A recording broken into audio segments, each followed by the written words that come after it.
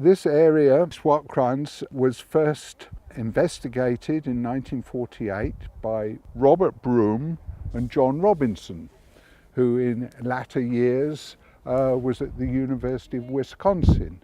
And they began processing the piles of rock, of breccia, as we call it, cave breccia, that had been blasted out by lime miners. In those rocks they discovered very important fossils, not only of Paranthropus, which inspired me to take this up as a career, but also of early Homo. So we know that this very strange, bizarre early man or early hominid, he was living at the same time as our direct ancestor, which is represented by this cranium, early Homo. I was fortunate enough to meet John Robinson. I knew, of course, of his work from his publications, and I greatly admired his work. In 1953, and he identified this as being early Homo living at the same time as Paranthropus.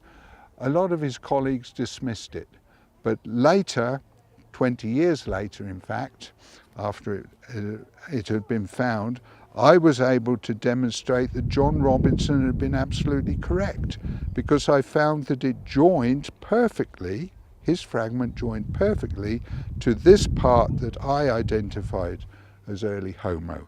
So John Robinson was absolutely right, spot on, way back in 1953. He wrote many papers in which he suggested that Paranthropus was a specialized vegetarian because of its very large, flat, cusped teeth and very small anterior teeth. It's got very small canines and incisors.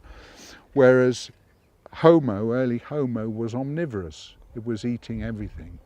Here at Swartkrans, they were finding large numbers, large quantities of these Paranthropus fossils with their flat faces and very big lower jaws. So it was an extremely important site.